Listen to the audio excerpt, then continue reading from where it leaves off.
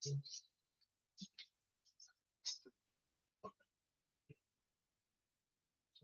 morning. Good morning, ma'am. Good morning, Miss. Good morning, Miss. എന്താണ് വളരെ കുറവാണല്ലോ strength. Questions ഒക്കെ എല്ലാം കംപ്ലീറ്റ് ആയില്ലേ? Yes, ma'am. ഓക്കെ, നമ്മൾ റിവിഷൻ പറഞ്ഞിട്ടുണ്ടായിരുന്നു, പഠിച്ചിട്ടുണ്ടോ?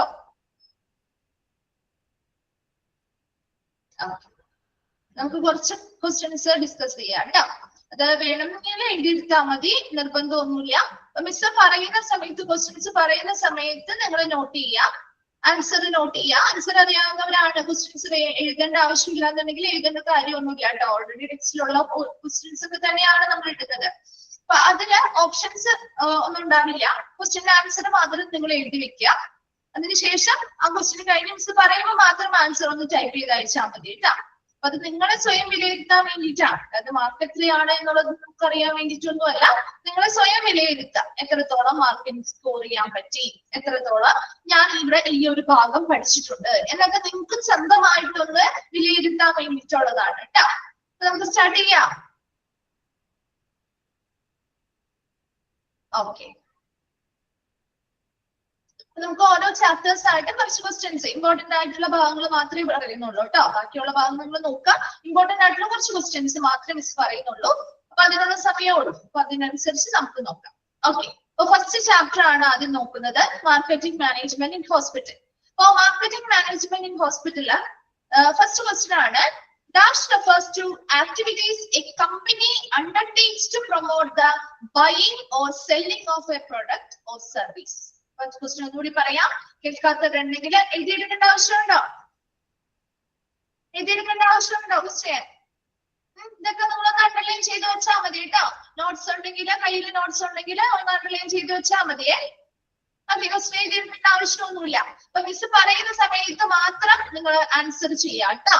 ക്വസ്റ്റ്യൻ പറഞ്ഞ് ആൻസർ പറയാൻ പറയുമ്പോൾ മാത്രം ആൻസർ ചെയ്താൽ മതിയേ. മറ്റുള്ളവർക്ക് കിട്ടുന്നുണ്ടോ എന്ന് നമുക്ക് നോക്കണമല്ലോ, അതിന് വേണ്ടിയിട്ടാണ് കേട്ടോ. അപ്പൊ ആൻസർ ആദ്യമേ പറയണ്ട. കിട്ടാത്തവരുണ്ടെങ്കിൽ അതിന് ആൻസർ ഇന്നതാണ് എന്ന് അറിയില്ലെങ്കിൽ നോട്ട് ചെയ്ത് വെക്കാം. ഓക്കെ, അപ്പൊ ഫസ്റ്റ് ക്വസ്റ്റ്യൻ എന്ന് പറഞ്ഞാല്, that refers to activities a company undertakes to promote the buying or selling of a product or service. ഇതാണ് ആൻസർ. ഏത് ആക്ടിവിറ്റി ആണ്?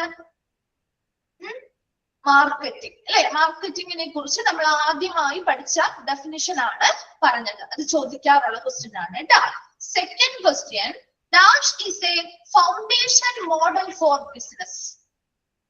dash is a foundation model for business. ഏതാണ് answer? Marketing mix അല്ലെ? Very good, marketing mix ആണ് ചോദിക്കാനുള്ള question ആണ് കേട്ടോ. Important ആയിട്ടുള്ളത് മാത്രമേ മിസ് പറയുന്നുള്ളേ. അപ്പൊ അത് ആദ്യമേ തുടങ്ങി നമുക്കൊരു ഓർഡറിൽ അങ്ങ് പോവാലോ. ഇമ്പോർട്ടന്റ് ആയിട്ടുള്ള ഭാഗങ്ങളൊന്നും ഓൾറെഡി പഠിച്ചുകൊണ്ടിരുന്നപ്പോ നമ്മൾ പറഞ്ഞിട്ടുണ്ട്. അത് കൂടാതെ നിങ്ങൾക്ക് അറിയില്ലെങ്കിൽ ഒന്ന് നോട്ട് ചെയ്ത് വെക്കാൻ വേണ്ടിട്ട് പറഞ്ഞതാണ്. Dash is A foundation model four business. ഇതാണ് മാർക്കറ്റിംഗ് മിക്സ് ആണ്. ഇനി മാർക്കറ്റിംഗ് മിക്സിന്റെ തന്നെ വേറൊരു ഡെഫിനിഷൻ നമ്മൾ പഠിച്ചിട്ടുണ്ട് അല്ലെ? പഠിച്ചിട്ടില്ലേ? Set of marketing tools that the firm uses to pursue its marketing objectives in the market. ഇതാണത് set of marketing tools that the firm uses to pursue its marketing objectives in the market. ഇതും ചോദിക്കാറുണ്ട് കേട്ടോ. ഈ രണ്ടെണ്ണവും important ആണ്. ഏതെങ്കിലും ഒക്കെ മാറി മാറിയാണ് ചോദിച്ചു കണ്ടിരിക്കുന്നത്. അതിൽ ഏതെങ്കിലും ഒരെണ്ണമായിരിക്കും മിക്കപ്പോഴും ക്വസ്റ്റ്യൻസിൽ കാണാറ്. മാർക്കറ്റിംഗ് ഇമ്പോർട്ടന്റ് ആണ്. അതുപോലെ തന്നെ അടുത്ത ഒരെണ്ണമാണ്, which are the 4 P's of marketing. ഏതൊക്കെയാണ് 4 P's of marketing? ആൻസർ ചെയ്തേ. പ്രൈസ്. Then next one ഏതാണ്? പ്രൊഡക്റ്റ്, പ്ലേസ്, then പ്രൊമോഷൻ അല്ലെ? ഈ 4 എണ്ണവും ഇമ്പോർട്ടന്റ് ആണ് കേട്ടോ. അതുപോലെ തന്നെ ചോദിക്കാവുന്ന മറ്റൊരു ക്വസ്റ്റ്യൻ ആണ്, 4 P's ഓഫ് മാർക്കറ്റിംഗിൽ ഉൾപ്പെടാത്തവ ഏത് എന്ന രീതിയിലും ചോദിക്കാം. അപ്പൊ അതിൽ ഉൾപ്പെടാത്ത ഓപ്ഷൻ ഏതാണെന്ന് അറിയണമെങ്കിൽ ഈ 4 എണ്ണത്തിന്റെ പേര് നമ്മൾ പഠിച്ചിരിക്കണം. നിർബന്ധമായിട്ട് നിങ്ങൾ ഹാർട്ട് ചെയ്ത് പഠിക്കണം കേട്ടോ. 4 എണ്ണത്തിന്റെ പേര് മാറിപ്പോകരുത്. ആ 4 എണ്ണവും ഇമ്പോർട്ടന്റ് ആണ്, അത് പഠിച്ചു വെക്കുക. അപ്പൊ അതിൽ ഇൻക്ലൂഡഡ് ആവാത്തത് ഏതെങ്കിലും ചോദിച്ചാലും നിങ്ങൾക്ക് അവിടെ കൺഫ്യൂഷൻ ഇല്ലാതെ എഴുതാൻ പറ്റും. ഇത്രയും ക്ലിയർ അല്ലേ? Next An item that is offered for sale is dash. An item that is offered for sale is dash. എന്താണ്? പ്രൊഡക്റ്റ് അല്ലെ? പ്രൊഡക്റ്റ് ആണ്. ഓപ്ഷനിൽ പലതും ഉണ്ടാവും കേട്ടോ. പ്ലേസ് ഉണ്ടാവും, അതുപോലെ തന്നെ പ്രൊമോഷൻ ഉണ്ടാവും. അതിൽ നിന്ന് കൃത്യമായിട്ട് പ്രൊഡക്റ്റ് എന്നുള്ള ഒരു ആൻസർ ചൂസ് ചെയ്തില്ല. കിട്ടുന്നുണ്ടല്ലോ അല്ലെ? നോട്ട് ചെയ്യാൻ പറ്റുന്നുണ്ടോ? സ്ലോ ആക്കണോ? സ്ലോ ആക്കണോ? ആദ്യത്തെ പോർഷൻസ് ഒക്കെ എളുപ്പമാണ് അല്ലെ? ആദ്യത്തെ ചാപ്റ്റർ ഒക്കെ എളുപ്പമല്ലേ നിങ്ങൾക്ക്? മാർക്കറ്റിംഗ് മാനേജ്മെന്റ് വളരെ സിമ്പിൾ ആയിട്ടുള്ള ചാപ്റ്റർ ആണ്. ദെൻ സെക്കൻഡ് അടുത്തൊരു ക്വസ്റ്റ്യൻ ആണ്. എന്താണ്? Dash refers to the value we pay in exchange for the product and services offered by a company. Dash refers to the value we pay in exchange for the product and services offered by a company. ഒരു company വാഗ്ദാനം ചെയ്യുന്ന പ്രൊഡക്റ്റിനോ സർവീസിനോ പകരമായിട്ട്, അതിനൊരു exchange പോലെ പകരമായി നമ്മൾ അവർക്ക് നൽകുന്ന മൂല്യത്തെ എന്ത് വിളിക്കും? പ്രൈസ് അല്ലെ? വില അല്ലെ?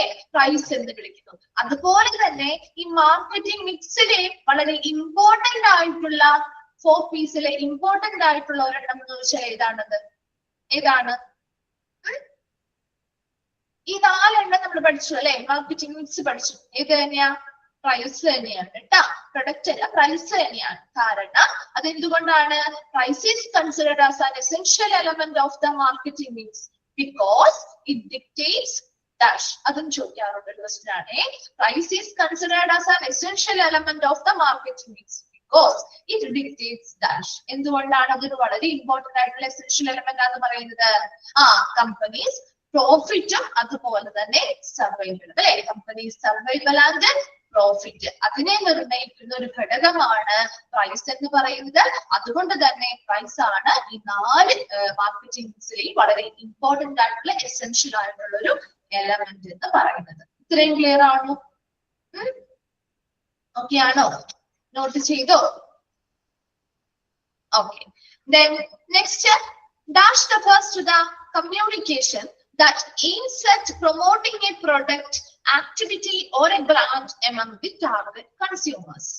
Dash refers to the communication that aims at promoting product, activity or brand among the target customers. ഇതാണ് പ്രൊമോഷൻ അല്ലെ? പ്രൊമോഷൻ. അപ്പൊ ആ ക്വസ്റ്റ്യനിൽ നിന്ന് നിങ്ങൾ മനസ്സിലാക്കി പഠിച്ചത് ഒരിക്കലും ബൈഹാർട്ട് ചെയ്യണ്ട കേട്ടോ. മനസ്സിലാക്കി പഠിച്ചത് നമ്മളൊരു കമ്മ്യൂണിക്കേഷനിലൂടെ നമുക്ക് ആ ഒരു പ്രൊഡക്റ്റിനെ അല്ലെങ്കിൽ സർവീസിനെ അതിന് ടാർഗറ്റ് ചെയ്യുന്ന കസ്റ്റമേഴ്സിന്റെ മുന്നിൽ നമുക്ക് അവിടെ ആ ഒരു പ്രൊമോട്ട് ചെയ്യണമെങ്കിൽ, അല്ലെങ്കിൽ അതിനെ കമ്മ്യൂണിക്കേഷനിലൂടെ നമുക്ക് അത് പ്രൊമോട്ട് ചെയ്യണമെങ്കിൽ പ്രൊമോഷൻ എന്നുള്ള ആ ഒരു എലമെന്റിലൂടെ മാത്രമേ സാധിക്കൂ. Then next, എന്താണ്? Dash refers to the geographical location in which the company sells its products and services, provides its services. ഇതാണ് പ്ലേസ് അല്ലെ? ആ ജിയോഗ്രഫിക്കൽ ലൊക്കേഷൻ എന്ന് കണ്ടാൽ ഉടനെ നിങ്ങളുടെ മനസ്സിൽ വരേണ്ടതാണ് പ്ലേസ്. അവർ ആ ഒരു കമ്പനി അവരുടെ പ്രൊഡക്റ്റോ അല്ലെങ്കിൽ അവരുടെ സർവീസുകളോ സെല്ല് ചെയ്യുന്ന അല്ലെങ്കിൽ വിതരണം ചെയ്യുന്ന ആ ഒരു ജിയോഗ്രഫിക്കൽ ലൊക്കേഷൻ അല്ലെങ്കിൽ ആ ഒരു ഭൂമിശാസ്ത്രപരമായ സ്ഥാനത്തെയാണ് നമ്മൾ ഏതെന്ന് പറയുന്നത്? പ്ലേസ് എന്ന് പറയുന്നത്. ഇത്രയും വളരെ ഇമ്പോർട്ടന്റ് ആയിട്ട് എപ്പോഴും ഫ്രീക്വന്റ് ആയിട്ട് ചോദിച്ചു കണ്ടിരിക്കുന്ന ഒരു ഇമ്പോർട്ടന്റ് ഭാഗങ്ങളാണ് കേട്ടോ. അത് അങ്ങോട്ടും ഇങ്ങോട്ടൊക്കെ മാറി മാറി ഷുവർ ആയിട്ട് അതിൽ നിന്ന് 2, 3, 4 ക്വസ്റ്റ്യൻസ് ഇമ്പോർട്ടന്റ് ആയിട്ട് വരാറുണ്ട്. ഈ ഒരു ചാപ്റ്ററിന് ഏറ്റവും കൂടുതൽ ക്വസ്റ്റ്യൻ ചോദിക്കുന്ന ഒരു ഭാഗവും അത് തന്നെയാണ് കേട്ടോ. അപ്പൊ നിങ്ങൾ വളരെ സ്ട്രെസ് ചെയ്തൊന്ന് പഠിച്ചെടുത്തേക്കണേ. ദെൻ നെക്സ്റ്റ് നമ്മള് ഹോസ്പിറ്റൽ മാർക്കറ്റിംഗുമായി ബന്ധപ്പെട്ട കുറച്ച് കാര്യങ്ങൾ പഠിച്ചിരുന്നു അല്ലെ? എന്താണ് ഒരു അഡ്വർട്ടോറിയൽ? എന്താണ് ഒരു അഡ്വർട്ടോറിയൽ എന്ന് പറഞ്ഞാല്? എന്തിന്റെയൊക്കെ കോമ്പിനേഷൻ ആണ് അഡ്വർട്ടോറിയൽ? എന്തിന്റെയൊക്കെ കോമ്പിനേഷൻ ആണ്? അഡ്വർടൈസ്മെന്റും എഡിറ്റോറിയലിന്റെയും അല്ലെ? ഗുഡ്. അഡ്വർടൈസ്മെന്റിന്റെയും എഡിറ്റോറിയലിന്റെയും കോമ്പിനേഷൻ. അപ്പൊ ചോദിക്കാറുണ്ട് dash is A combination of advertisement and an editorial. ഏതാണ്? അഡ്വർട്ടോറിയൽ അല്ലെ? ആ പേരിൽ നിന്ന് തന്നെ കണക്ട് ചെയ്താൽ മതി. അഡ്വർടൈസ്മെന്റ്, എഡിറ്റോറിയൽ, അതിന്റെ കോമ്പിനേഷൻ ആണ് അഡ്വർട്ടോറിയൽ എന്ന് പറയുന്നത്. അതുപോലെ നമ്മൾ പഠിച്ചിരുന്നു inviting VIPs to the hospital അല്ലെ? VIPസിനെ ഇൻവൈറ്റ് ചെയ്യാറുണ്ട്. എന്തിനൊക്കെ വേണ്ടിയിട്ടാണ് VIPs അല്ലെങ്കിൽ സെലിബ്രിറ്റീസിനെ ഹോസ്പിറ്റലിലേക്ക് നമ്മൾ ഇൻവൈറ്റ് ചെയ്തതിന്റെ റീസൺസ് എന്തൊക്കെയാണ്? ഒരു കാഷ്വൽ വിസിറ്റ് ആവാം. വേറെ എന്താണ് റീസൺ? ഒരു ഹെൽത്ത് ചെക്കപ്പിന് വേണ്ടിയിട്ടാവാം. ശരി. ഫ്ലാഗ് ഓഫ് സെറമണി, എന്തെങ്കിലും ഇനാഗുറേഷൻസിനൊക്കെ വേണ്ടിയിട്ട് അല്ലെ. അപ്പൊ ഇത് ചോദിച്ചു കണ്ടിട്ടുള്ള ഒരു ക്വസ്റ്റ്യൻ ആണ്.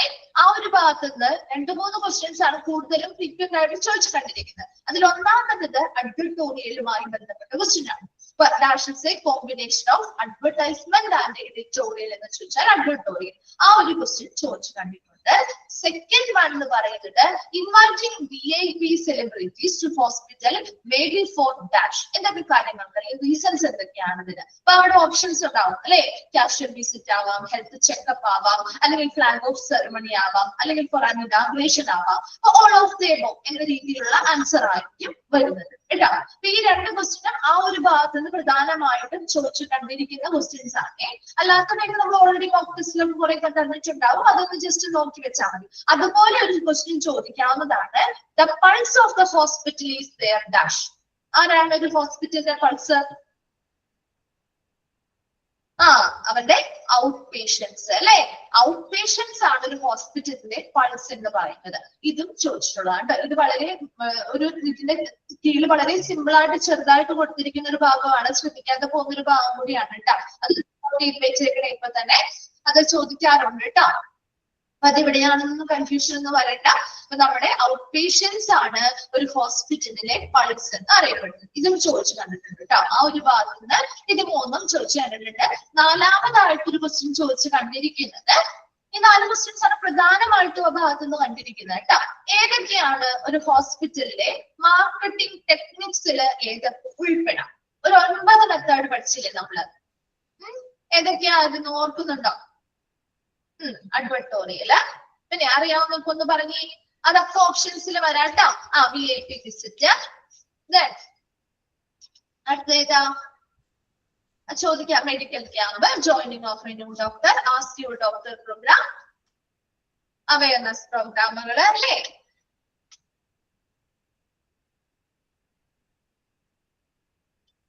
ഇത്രയുള്ളോ?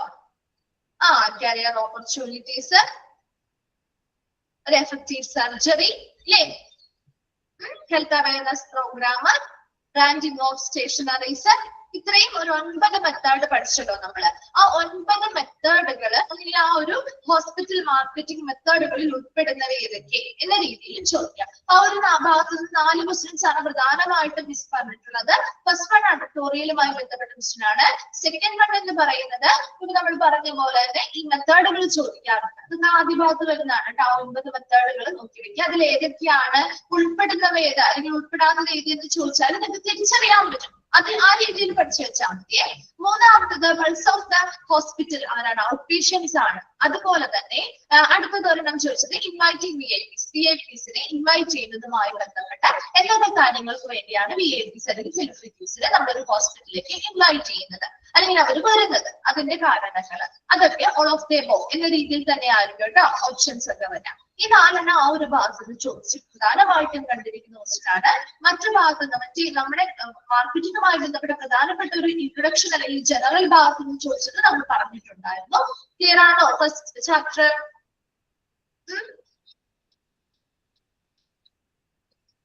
ഓക്കെ. ദെൻ സെക്കൻഡ് ചാപ്റ്റർ ആണ് അക്രഡിറ്റേഷൻ അല്ലെ. അതല്ലേ മിസ് അടുത്ത ചാപ്റ്റർ ആയിട്ട് പഠിപ്പിച്ചത് ആണോ? അക്രഡിറ്റേഷൻ അല്ലെ. അക്രഡിറ്റേഷന്റെ definition. The dash is the external recognition of your adherence to a set of standards to perform an activity or hold a certain status. അത് ചോദിക്കാറുള്ള ഒരു ക്വസ്റ്റ്യൻ ആണ് കേട്ടോ. അക്രഡിറ്റേഷൻ അതിന്റെ ഡെഫിനിഷൻ ആണ് dash is the external recognition of your adherence to a set of standards to perform an activity or hold a certain status. Accreditation. അതിന്റെ options പലതും ഉണ്ടാവാം, പക്ഷെ അക്രഡിറ്റേഷൻ എന്നുള്ള ആൻസർ നിങ്ങൾ ചൂസ് ചെയ്യാൻ അറിഞ്ഞിരിക്കണം. അതുപോലെ തന്നെ ഏതൊക്കെയാണ് അക്രഡിറ്റേഷനുമായി ബന്ധപ്പെട്ട് നമ്മൾ ഉപയോഗിക്കുന്ന അക്രഡിറ്റേഷൻ എന്ന വേർഡിന്റെ സിനോണിംസ് ഏതൊക്കെയാണ്? ഓതറൈസേഷൻ, പിന്നെ ഏതൊക്കെയാ? കമ്മീഷൻ, delegation,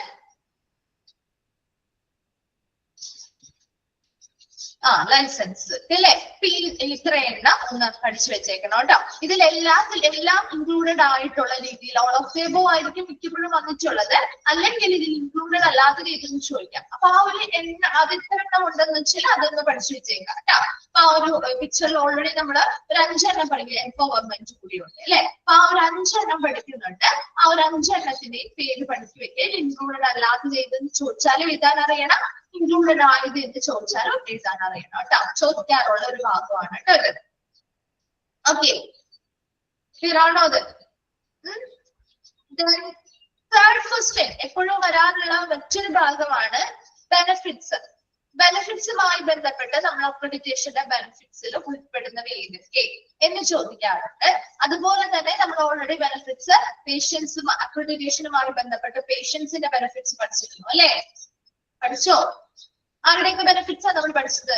പേഷ്യൻസിന്റെ ബെനഫിറ്റ്സ് പഠിച്ചു, സ്റ്റാഫുകളുടെ ബെനഫിറ്റ്സ് പഠിച്ചു, അതുവഴി ആ ഹോസ്പിറ്റലിൽ എന്തൊക്കെ പ്രയോജനങ്ങൾ ഉണ്ടാവുമെന്ന് പഠിച്ചു ഇല്ലേ? പഠിച്ചില്ലേ? അപ്പൊ അതൊക്കെ ചോദിക്കാറുണ്ട്. ഓർഗനൈസേഷന് വേണ്ടിയിട്ടുള്ള ബെനഫിറ്റ്സ്. അപ്പൊ അങ്ങനെ എടുത്തും ചോദിക്കാറുണ്ട്. ടോട്ടലി മൊത്തത്തിലുള്ള ബെനിഫിറ്റ്സ് ആണെങ്കിൽ അങ്ങനെ ചോദിക്കാറുണ്ട്. അതല്ല എങ്കിൽ അതാണ് നമ്മുടെ ഈ ഒരു ഫസ്റ്റ് ഭാഗത്ത് പറഞ്ഞിരിക്കുന്നത്. ബെനിഫിറ്റ്സ് ഓഫ് അക്രഡിറ്റേഷന്റെ പൊതുവായിട്ടുള്ള ബെനിഫിറ്റ്സ് ആണ് പറഞ്ഞിരിക്കുന്നത്. അത് ഓരോരുത്തരെയും സ്പെസിഫിക് ആയിട്ട് എടുത്ത് പറയുമ്പോൾ അവരുമായി ബന്ധപ്പെട്ട് ചോദിക്കും. പേഷ്യൻസിന് എന്തൊക്കെ പ്രയോജനങ്ങളാണ് ഉണ്ടാവുക, അതുപോലെ സ്റ്റാഫുകൾക്ക് എന്തൊക്കെ പ്രയോജനങ്ങളാണ് ഉണ്ടാവുക, ഒരു ഓർഗനൈസേഷൻ എന്തൊക്കെ പ്രയോജനങ്ങളാണ് ഉണ്ടാവുക എന്ന രീതിയിലും എടുത്ത് ചോദിക്കാറുണ്ട് കേട്ടോ. അപ്പൊ ബെനിഫിറ്റ്സ് നിർബന്ധമായിട്ട് നിങ്ങൾ നോക്കിയിരിക്കണം. അത് വായിച്ച് മനസ്സിലാക്കി വെച്ചാൽ മതി. ഒരുപാട് ബൈഹാർട്ടൊന്നും ചെയ്യേണ്ട. വായിച്ച് പഠിച്ച് വായിച്ച് 2-3 പ്രാവശ്യം വായിക്കുമ്പോൾ തന്നെ ഓൾമോസ്റ്റ് വ്യത്യസ്തമാണല്ലോ, ഓരോരുത്തരുടെയും ബെനിഫിറ്റ്സ് വ്യത്യസ്തമാണല്ലോ. അപ്പൊ മനസ്സിലായിക്കോളൂ കേട്ടോ. അത് നിർബന്ധമായിട്ട് അങ്ങനെ ഭയങ്കര ബൈഹാർട്ട് ചെയ്യേണ്ട. അതിൽ ഏതെങ്കിലും ഒരെണ്ണം ചോദിച്ചു കണ്ടിട്ടുള്ളൂ. ഈ പേഷ്യൻസിന്റെ ആവാം, അല്ലെങ്കിൽ ഓർഗനൈസേഷന്റെ ബെനിഫിറ്റ്സ് ആവാം, അല്ലെങ്കിൽ സ്റ്റാഫുകളുടെ ആവാം, ഏതെങ്കിലും ചോദിച്ചു കണ്ടിട്ടുണ്ട് കേട്ടോ. അത്രയും നോക്കാം. അതുപോലെ തന്നെ നെക്സ്റ്റ് വരുന്നതാണ് നാബുമായി ബന്ധപ്പെട്ട് കുറച്ചൊരു ഇൻട്രൊഡക്ഷൻ നമ്മൾ പഠിക്കുന്നുണ്ട് അല്ലെ? JCAയുടെയും നാബിന്റെയൊക്കെ ചെറിയൊരു ഇൻട്രൊഡക്ഷൻ ഭാഗം പോലെ ഒരു ഹിസ്റ്ററി പോലെ നമ്മൾ കുറച്ച് പഠിക്കുന്നുണ്ട് അല്ലെ? ഏത് വർഷമാണ് നാബ് എസ്റ്റാബ്ലിഷ് ചെയ്തത്? 2006. അത് ചോദിക്കാനുള്ള ക്വസ്റ്റ്യൻ ആണ്. അത് ഈ ഒരു ഭാഗത്ത് നിന്ന് അല്ലെങ്കിൽ കൂടി നാബുമായി ബന്ധപ്പെട്ട് നമ്മൾ ഒരു സെക്ഷൻ ഈ ഒരു ചാപ്റ്ററിൽ തന്നെ പഠിക്കുന്നുണ്ട് അല്ലെ? ഡീറ്റെയിൽ ആയിട്ട് പഠിക്കുന്നുണ്ടല്ലോ. ആ സെക്ഷനിൽ നിന്നാണെങ്കിലും നാബ് എസ്റ്റാബ്ലിഷ് ചെയ്ത ഇയർ ചോദിച്ചു കണ്ടിട്ടുണ്ട് കേട്ടോ. അതായത് ചിലപ്പോ ഈ ഒരു വർഷം തന്നെ ഈ ഒരു ഭാഗത്ത് തന്നെ വരുന്നില്ല, അത് ആ ഒരു ഭാഗത്ത് നിന്നാണെങ്കിലും ആ ഒരു ക്വസ്റ്റ്യൻ വരാം. അപ്പൊ അതുകൊണ്ട് നാബിന്റെ ആ ഒരു എസ്റ്റാബ്ലിഷ്ഡ് ഇയർ പഠിക്കണം.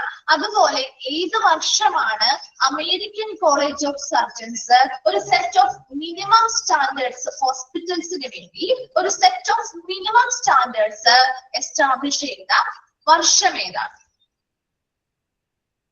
1970, 1917 കേട്ടോ. ഇതൊക്കെ നമ്മൾ പഠിച്ചു വെച്ചിരിക്കുന്നത്. നിങ്ങൾ ഒരിക്കലും എന്താണ് ബൈഹാർട്ട് ചെയ്യണം എന്നല്ല പറയുന്നത്. ഇയേഴ്സ് എന്തായാലും നോക്കി വെക്കണം കേട്ടോ. ഇയേഴ്സ് ബൈഹാർട്ട് ചെയ്തില്ലെങ്കിൽ നമ്മൾ മാറും. അതുകൊണ്ട് തന്നെ ഓരോന്നുമായിട്ട് കണക്ട് ചെയ്ത് ഇയേഴ്സ് ഒരുമിച്ച് എഴുതി വെച്ച് പഠിക്കാം. എങ്ങനെയാണ് എളുപ്പമുള്ള രീതിയിൽ അത് നോക്കി വെക്കാം കേട്ടോ.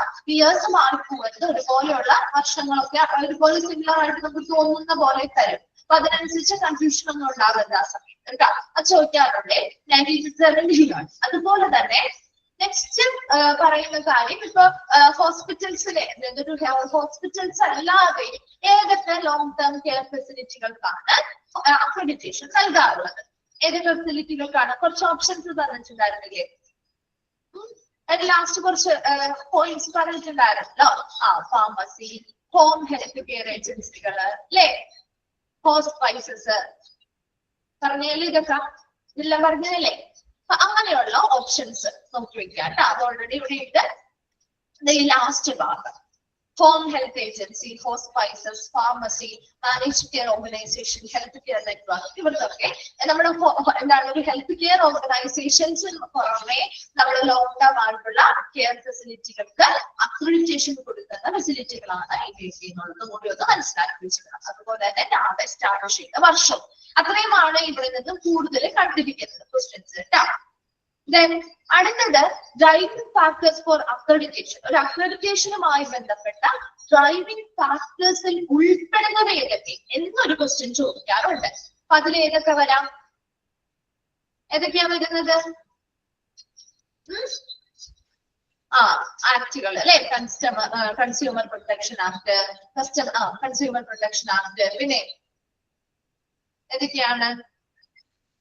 ഇൻഷുറൻസ് ആക്ട്, then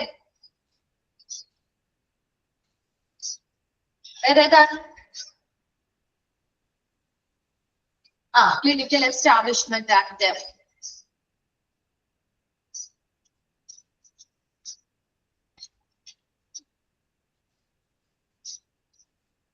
അങ്ങനെയുള്ള ഭാഗം. അതുപോലെ ആ ഒരു ഭാഗത്ത് നിന്ന് എൻവയറൺമെന്റ് ബൈ CGHS, ECHS അല്ലേ? അപ്പൊ ഇത്രയും ഇതിൽ ഇൻക്ലൂഡഡ് ആയത് ഏത് എന്ന രീതിയിൽ ഒരു ചോദ്യം വരാറുണ്ട്. ഡ്രൈവിംഗ് ഫാക്ടേഴ്സ്, അക്രഡിറ്റേഷന് വേണ്ടിയുള്ള ഡ്രൈവിംഗ് ഫാക്ടേഴ്സിൽ ഉൾപ്പെടുന്നവ ഏതാണ് എന്ന് ചോദിക്കാം. അത് ഒന്നാമത്തെ ക്വസ്റ്റ്യനാണ് അവിടെ നിന്ന് വരാറ്. രണ്ടാമത്തത് ഇമ്പോർട്ടന്റ് ആണെന്ന് പറഞ്ഞിട്ടുണ്ടായിരുന്നു. രണ്ടെണ്ണത്തിന്റെ എക്സ്പാൻഡഡ് ഫോംസ് പറഞ്ഞില്ലായിരുന്നോ? CGHS-ഉം ECHS-ഉം പറഞ്ഞോ? എന്താണ് CGHS-ന്റെ എക്സ്പാൻഡഡ് ഫോം? അറിഞ്ഞോയോ? സെൻട്രൽ ഗവൺമെന്റ് ഹെൽത്ത് സ്കീം അല്ലെ, സെൻട്രൽ ഗവൺമെന്റ് ഹെൽത്ത് സ്കീം. ഇനി ECHS-ന്റെ എക്സ്പാൻഡഡ് ഫോം എന്താ? ECHS-ന്റെ അത് കിട്ടാത്തവരുണ്ടെങ്കിൽ ഇപ്പൊ ഒന്ന് നോട്ട് ചെയ്യണം കേട്ടോ. അത് ചോദിക്കാറുള്ള വളരെ ഇമ്പോർട്ടന്റ് ആയിട്ടുള്ള ഭാഗമാണ്. Ex serviceman contributory health scheme കേട്ടോ, ചോദിക്കാറുള്ള ഭാഗമാണ് കേട്ടോ. അത് രണ്ടും ഇമ്പോർട്ടന്റ് ആണ്. കിട്ടാത്തവരുണ്ട് അല്ലെങ്കിൽ അന്നേരം എഴുതിയിരിച്ചിട്ടില്ല, നോട്ടീസായി പോയിട്ടുണ്ടെങ്കിൽ ഇപ്പൊ എഴുതിയിരിക്കണം കേട്ടോ. രണ്ടും ചോദിക്കാനുള്ളതാണ്. Okay, very good. ECHS-ന്റെയും CGHS-ന്റെയും എക്സ്പാൻഡഡ് ഫോംസ് നിർബന്ധമായിട്ട് നോക്കണം, ചോദിക്കാറുണ്ട്. അതിൽ രണ്ടിൽ ഏതെങ്കിലും നമ്മുടെ ടെക്സ്റ്റിൽ ഇല്ല, ജസ്റ്റ് ഒക്കെ ആ ഷോർട്ട് ഫോംസ് മാത്രമേ കൊടുത്തിട്ടുള്ളൂ. അപ്പൊ അതുകൊണ്ട് തന്നെ പ്രത്യേകമായിട്ട് നോട്ട് ചെയ്ത് വെക്കാം കേട്ടോ. ഓക്കെ, ദെൻ അക്രഡിറ്റേഷനുമായി ബന്ധപ്പെട്ട് ഇതൊക്കെ നിങ്ങൾ വായിച്ച് മനസ്സിലാക്കി വെച്ചാൽ മതി കേട്ടോ. അതിനെ കൂടുതലൊന്നും ഡീറ്റെയിൽ ആയിട്ട് പറയുന്നില്ല. അതുപോലെ നാബിന്റെയും QCA-യുടെയും രണ്ടിന്റെയും എക്സ്പാൻഡഡ് ഫോം നിർബന്ധമായിട്ട് പഠിച്ചിട്ടുണ്ട്. അതുപോലെ തന്നെ JCA-യുടെയും പറഞ്ഞിട്ടുണ്ടാവും അല്ലെ. അപ്പൊ ഇതിന്റെയൊക്കെ എക്സ്പാൻഡഡ് ഫോംസ് നിർബന്ധമായിട്ട് നമ്മൾ പഠിച്ചു വെച്ചിരിക്കണം. എക്സ്പാൻഡഡ് ഫോം ഏതെങ്കിലും ഒക്കെ ചോദിച്ചു കണ്ടിട്ടുള്ള ഒരു ഭാഗമാണ് കേട്ടോ. അത് ഇന്നത് നമുക്ക് പറയാൻ പറ്റില്ല. ചിലപ്പോ നാബാണ് ഇപ്രാവശ്യം ചോദിക്കുന്നെങ്കിൽ അടുത്ത തവണ QCA ആയിരിക്കും, അല്ലെങ്കിൽ വേറെ എന്തെങ്കിലും ആയിരിക്കും ചോദിക്കാം. അതുപോലെ തന്നെ ക്വാളിറ്റി കൗൺസിൽ ഓഫ് ഇന്ത്യ, നാബാണെങ്കിലോ നാഷണൽ അക്രഡിറ്റേഷൻ ബോർഡ് ഫോർ എന്താണ് ബാക്കി? National accreditation board for hospitals and health care providers. അത്രയുണ്ട് കേട്ടോ, hospitals and health care providers. Okay, അപ്പൊ അതിന് രണ്ടിന്റെയും എക്സ്പാൻഡഡ് ഫോംസ് നോക്കാം. അതുപോലെ നമ്മുടെ നാബുമായി ബന്ധപ്പെട്ട കുറച്ച് കാര്യങ്ങൾ നമ്മൾ പറഞ്ഞിരുന്നു. അതിന്റെ കൂടെ നമ്മൾ പറഞ്ഞായിരുന്നു നാബ് എന്ന് പറഞ്ഞാൽ എന്തിന് കീഴിൽ വരുന്ന ഒരു ഘടക ബോർഡാണ്? എന്തിന് കീഴിൽ വരുന്ന ഒരു ഘടക ബോർഡാണ് നാബ്? QCA-യുടെ അല്ലെ, ക്വാളിറ്റി കൗൺസിൽ ഓഫ് ഇന്ത്യ. അത് ചോദിക്കാറുള്ള ഒരു ക്വസ്റ്റ്യൻ ആണ്. അതുപോലെ തന്നെ നമ്മുടെ ISQA പഠിച്ചില്ലേ, അതിന്റെ എക്സ്പാൻഡഡ് ഫോം നോക്കണം. ISQA-യുടെ എക്സ്പാൻഡഡ് ഫോം നോക്കണം. അതോടൊപ്പം തന്നെ നമ്മൾ പഠിച്ചൊരു ഡെഫിനിഷൻ ആണ്, the ISQA is an international body which grants approval to accreditation bodies in the area of healthcare as a mark of equivalence of accreditation program of member countries. അത് ചോദിക്കാറുണ്ട് കേട്ടോ. DASH is an international body which grants approval to accreditation bodies in the area of healthcare as a mark of equivalence of accreditation programs of member countries. ചോദിക്കാറുണ്ട് കേട്ടോ. ISQA-യുടെ expanded ഫോമും അതിന്റെ ആ ഒരു definition, ഇത് രണ്ടും ആ ഒരു ഭാഗത്ത് നോക്കണം. മൂന്നാമതായിട്ട് നോക്കേണ്ടത് നാബ് എന്ന് പറയുന്നത് ഏത് ബോർഡിന് കീഴിൽ വരുന്ന കോൺസ്റ്റിറ്റ്യൂന്റ് ബോർഡാണ്? ക്വാളിറ്റി കൗൺസിൽ ഓഫ് ഇന്ത്യയുടെ കീഴിൽ വരുന്നതാണ്. ഇത്രയും നോക്കാലോ. ക്ലിയർ അല്ലേ? ഓക്കെ, നാബുമായി ബന്ധപ്പെട്ട് 10 ചാപ്റ്റേഴ്സ് ആണ്, 100 സ്റ്റാൻഡേർഡ്സ് ആണ്, അതറിയാമല്ലോ. അതിനുശേഷം നോക്കേണ്ടത് ആ ലാസ്റ്റ് 2 സെന്റൻസുകൾ ചോദിക്കാറുണ്ട്, ചോദിച്ചു കണ്ടിട്ടുണ്ട്. ഫ്രീക്വന്റ് ആയിട്ട് അങ്ങനെ ചോദിച്ചു കണ്ടിട്ടില്ലെങ്കിലും ചില ക്വസ്റ്റ്യൻ പേപ്പേഴ്സിൽ നമ്മൾ കണ്ടിട്ടുണ്ട്. Each accreditation standard is A statement of. അപ്പൊ ചോദ്യം, ഈച്ച് അക്രഡിറ്റേഷൻ സ്റ്റാൻഡേർഡ് ആണ് ഇവിടെ ഉദ്ദേശിക്കുന്നത്. സ്റ്റാൻഡേർഡിനെ കുറിച്ചുള്ള ഒരു സ്റ്റേറ്റ്മെന്റ് ആണ് പറയുന്നത്. Is A statement of expectation or requirement which makes it possible to deliver quality care. അത് ആ ഒരു ഈ ഓരോ അക്രഡിറ്റേഷൻ സ്റ്റാൻഡേർഡിനെ കുറിച്ചുമാണ് അവിടെ പറയുന്നത്. അപ്പൊ അത് സ്റ്റാൻഡേർഡ് ആണോ, ഒബ്ജക്റ്റീവ് ആണോ, അല്ലെങ്കിൽ ചാപ്റ്റർ ആണോ എന്നൊക്കെ ഓപ്ഷൻസ് വരാം കേട്ടോ. രണ്ടാമത്തത് ഒബ്ജക്റ്റീവ് എലമെന്റ്സ് എന്ന് പറയുന്നത് എന്തിന്റെ സബ് കമ്പോണന്റ് ആണ്? എന്തിന്റെ സബ് കമ്പോണന്റ് ആണ്? എന്തിന് കീഴിൽ വരുന്നതാ? നമ്മളൊരു ഹൈറാർക്കിയൽ ഓർഡറിൽ പഠിച്ചാല് മുകളിൽ കുറെ ചാപ്റ്റേഴ്സ്. നമ്മൾ ഒരു ബുക്കൊക്കെ എടുക്കുമ്പോ കുറെ ചാപ്റ്റേഴ്സ് ഉണ്ട് അല്ലെ? ഒരു ഇൻഡെക്സ് ഒക്കെ കാണുമ്പോൾ അങ്ങനെ ഒന്ന് മനസ്സിലാക്കി പഠിച്ചാൽ മതി കേട്ടോ. നമ്മളെ ഒരു ബുക്ക് എടുക്കുമ്പോ ഒരുപാട് ചാപ്റ്റേഴ്സ് ഉണ്ട് അല്ലേ? ഇല്ലേ? അതിനുള്ളിൽ ഒരുപാട് എന്താണ് ഡിവൈഡ് ചെയ്ത് ഒരുപാട് കുറെ ടോപ്പിക്സ് ഉണ്ട്. അങ്ങനെ ഒരു 100 സ്റ്റാൻഡേർഡ്സ് ആയിട്ട് നമ്മൾ അതിനെ തിരിച്ചിരിക്കുന്നു. അതിന് കീഴില് ഒരുപാട് ഒബ്ജക്റ്റീവ് എലമെന്റ്സും ഉണ്ടായിരിക്കും. അങ്ങനെ ഒരു സ്റ്റെപ്പ് വൈസ് ആയിട്ടൊന്ന് പഠിച്ചാൽ മതി. അപ്പൊ സ്റ്റാൻഡേർഡിന് കീഴിൽ വരുന്ന സബ് കമ്പോണന്റ് ആണ് ഒബ്ജക്റ്റീവ് എലമെന്റ്. അത് ചോദിക്കാറുണ്ട്. അത്രയും ഭാഗം നോക്കും. അതിനുശേഷം സ്റ്റാൻഡേർഡുമായി ബന്ധപ്പെട്ട കുറച്ച് ഇമ്പോർട്ടന്റ് ആയിട്ടുള്ള കുറച്ച് ടേംസ് നമ്മൾ നോക്കുന്നുണ്ട് അല്ലേ? പേഷ്യന്റ് സെന്റേർഡ്, ഓർഗനൈസേഷൻ സെന്റേർഡ് ആയിട്ടുള്ള സ്റ്റാൻഡേർഡ്സുമായി ബന്ധപ്പെട്ട് ഇതിൽ ചോദിക്കാവുന്നത് AACയുടെ അതുപോലെ COPയുടെ ഒക്കെ എക്സ്പാൻഡഡ് ഫോമുകൾ. അത് മാത്രമാണ് കൂടുതൽ ചോദിച്ചു കണ്ടിരിക്കുന്നത് കേട്ടോ. AACയുടെയും COPയുടെയും ഒക്കെ എക്സ്പാൻഡഡ് ഫോമുകൾ നോക്കി വെക്കുക. അതൊക്കെ നിങ്ങൾ ഓൾറെഡി ഡിപ്ലോമയിൽ പഠിച്ച കാര്യങ്ങളാണ് എങ്കിൽ കൂടിയും അതൊന്ന് നോട്ട് ചെയ്ത് വെക്കണം കേട്ടോ. AACയുടെ എന്താണ് എക്സ്പാൻഡഡ് ഫോം?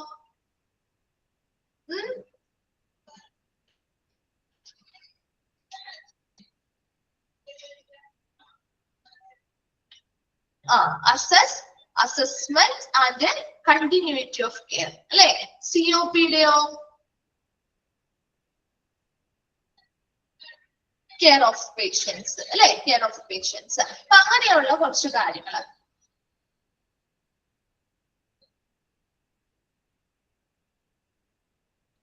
ബാക്കിയുള്ള അതിന്റെ ആ ഒരു management of medication, hospital infection control, അതിനൊക്കെ ആ ഒരു എക്സ്പാൻഡഡ് ഫോംസ് ഒന്ന് നോട്ട് ചെയ്ത് വെച്ചാൽ മതി. അതാണ് കൂടുതലും ഈ ഭാഗത്തുനിന്ന് ചോദിച്ചു കണ്ടിരിക്കുന്നത്. ഇത് ഓൾറെഡി നിങ്ങൾ നാവിന്റെ ഭാഗത്തും പഠിക്കുന്നുണ്ടല്ലോ, പഠിക്കുന്നില്ലേ? അപ്പൊ മാറിപ്പോവില്ല. ഓൾറെഡി നമ്മൾ നാവിന്റെ ഭാഗത്തും പഠിക്കുന്നുണ്ടല്ലോ, അപ്പൊ പിന്നെ മാറിപ്പോവാൻ സാധ്യതയില്ല. ദെൻ ക്വാളിറ്റി കൗൺസിൽ ഓഫ് ഇന്ത്യയുമായി ബന്ധപ്പെട്ട് വരുമ്പോ അത് എസ്റ്റാബ്ലിഷ് ചെയ്ത വർഷം ചോദിക്കാറുണ്ട്. 1997 ആണ് കേട്ടോ. മാറിപ്പോവരുത്. എസ്റ്റാബ്ലിഷ് ചെയ്ത വർഷം അത് ചോദിക്കാറുണ്ട്. രണ്ടാമതായിട്ട് ചോദിക്കുന്ന ഇമ്പോർട്ടന്റ് ആയിട്ടുള്ള ഒരു ഭാഗമാണ് അസോച്ച്. ശ്രദ്ധിച്ചിരുന്നോ നിങ്ങള്? അതിന്റെ സ്പെല്ലിംഗ് അല്ലെങ്കിൽ നമ്മൾ സാധാരണ ഒരു ടേം എഴുതുമ്പോ അതിന്റെ ഷോർട്ട് ഫോം എഴുതുന്നത് എങ്ങനെയാണ്? അതിന്റെ ആ ടേംസിന്റെ ആദ്യത്തെ വേർഡ്സിന്റെ ഫസ്റ്റ് ലെറ്റർ അല്ലെ? അതല്ലേ എടുത്ത് എഴുതാറ്. പക്ഷേ ഇവിടെ associated chambers of commerce and industry of India എന്ന ആ ഒരു ടേമില് അങ്ങനെയല്ല അതിന്റെ ഷോർട്ട് ഫോം വന്നിരിക്കുന്നത്. ഡിഫറെന്റ് അല്ലേ? അല്ലേ? അപ്പൊ സ്വാഭാവികമായിട്ടും ഒരു ക്വസ്റ്റ്യൻ പറഞ്ഞാൽ ഇത് അത്യാവശ്യം നോക്കാത്ത ഒരു കുട്ടിയാണെങ്കിൽ ഈ ഓപ്ഷൻ ഉണ്ടാവും. ഏത് ഓപ്ഷൻ ഉണ്ടാവും? A ഉണ്ടാവും, C ഉണ്ടാവും, അടുത്തൊരു C ഉണ്ടാവും. ആ എല്ലാത്തിന്റെയും ആദ്യത്തെ ലെറ്റേഴ്സ് മാത്രം എടുത്ത ഒരു ഓപ്ഷൻ ഉണ്ടാവാം ഇല്ലേ?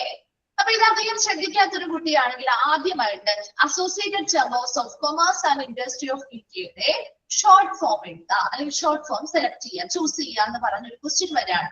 ആ സ്വാഭാവികമായിട്ടും ഇത് അധികം ശ്രദ്ധിക്കാത്തൊരു കുട്ടിയാണെങ്കിൽ നേരെ പോയി ചൂസ് ചെയ്യുന്നത് ഏതായിരിക്കും? ഏത് ഓപ്ഷൻ ആയിരിക്കും? എല്ലാത്തിന്റെയും ഫസ്റ്റ് ലെറ്റേഴ്സ് ഷോർട്ട് ആക്കി എഴുതിയിരിക്കുന്നതായിരിക്കും അല്ലേ? അല്ലേ? നമ്മൾ സ്വാഭാവികമായിട്ട് നമ്മൾ പഠിച്ചു വരുന്ന ഒരു പാറ്റേൺ അത് തന്നെയാണ്. അപ്പൊ അതുകൊണ്ട് ഈ ഒരു ഭാഗത്ത് എപ്പോഴും ചോദിക്കാനുള്ള ഒരു ക്വസ്റ്റ്യൻ അസോച്ചത്തിന്റെ എക്സ്പാൻഡഡ് ഫോം നേരെ തിരിച്ച് രണ്ടും ചോദിക്കാറുണ്ട് കേട്ടോ.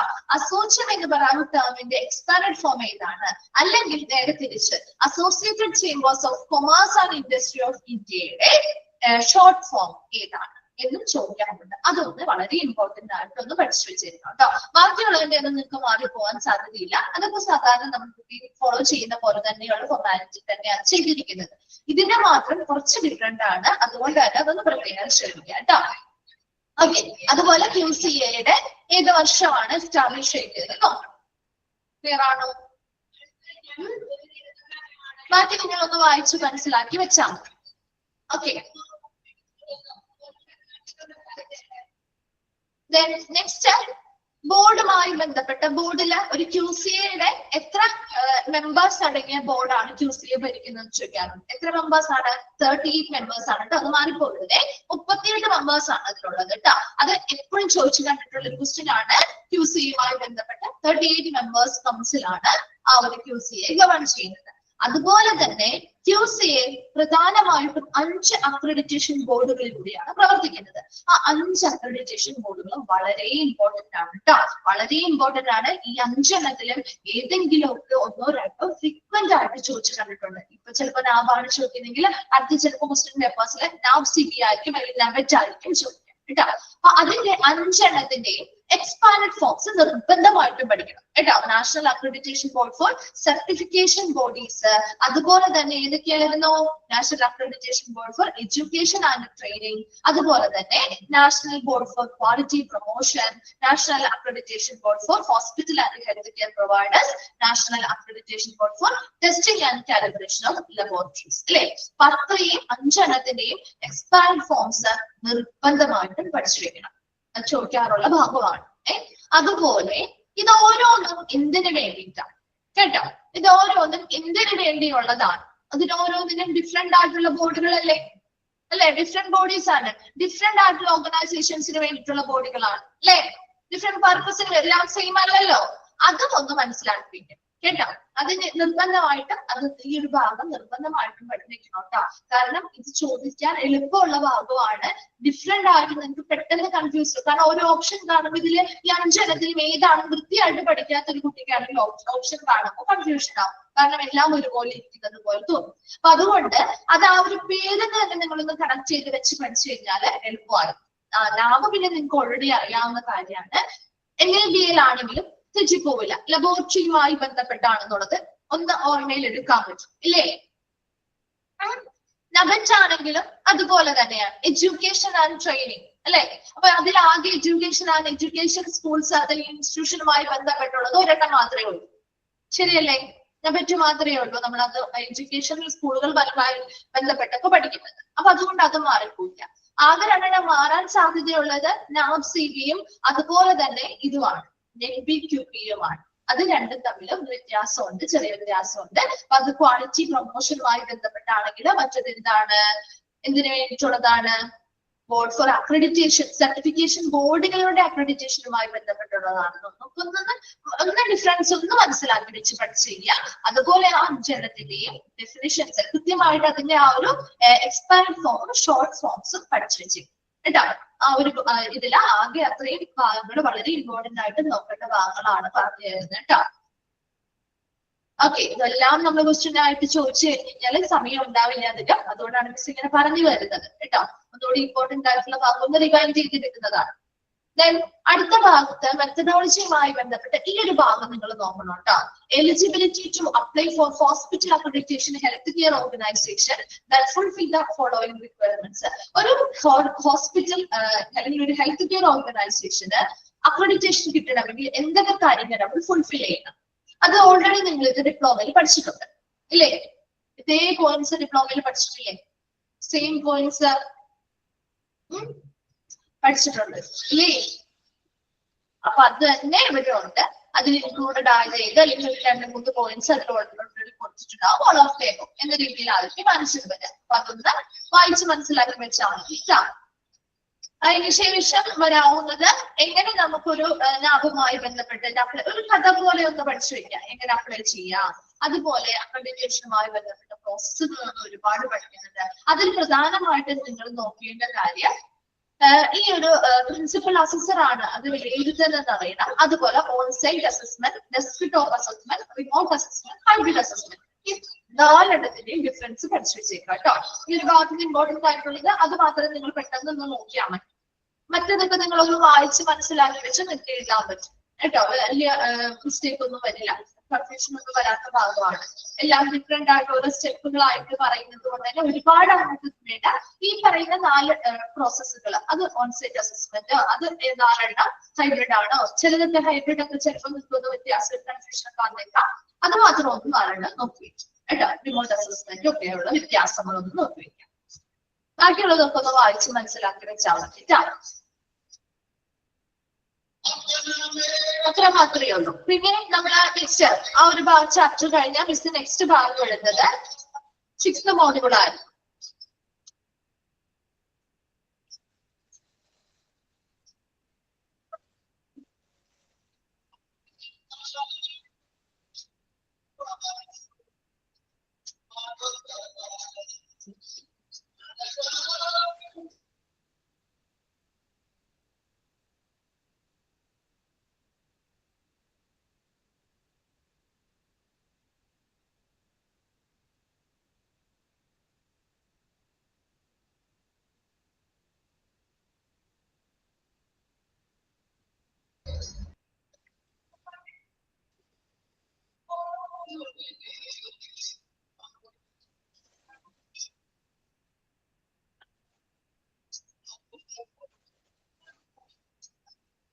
ഇതിൽ ഏതൊക്കെ ചാപ്റ്റേഴ്സ് ആണ് മിസ് എടുത്തത് 6th മോഡ്യൂളില് ഓർക്കുന്നോ?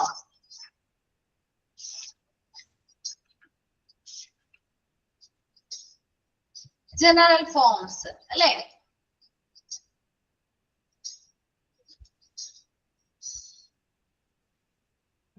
ജനറൽ ഫോംസിൽ ഒരുപാട് ക്വസ്റ്റ്യൻസ് ഒന്നും വരില്ല കേട്ടോ. വളരെ സിമ്പിൾ ആയിട്ടുള്ള ഒരു ചാപ്റ്റർ ആണ് ജനറൽ ഫോംസ് അല്ലേ?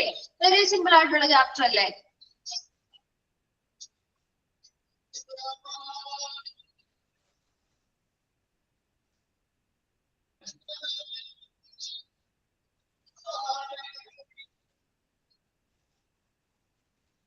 ജനറൽ ഫോംസിൽ ആകെ നിൽക്കുന്ന ഒരു കുറച്ച് ക്വസ്റ്റ്യൻസ് മാത്രം നോക്കിയാൽ മതി കേട്ടോ.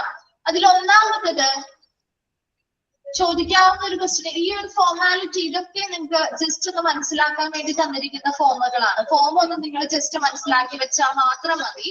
അതുപോലെ ഒരു പേഷ്യന്റ് രജിസ്ട്രേഷനുമായി ബന്ധപ്പെട്ട് എന്തൊക്കെ പ്രൈമറി ആയിട്ടുള്ള കാര്യങ്ങൾ ആവശ്യമാണ്.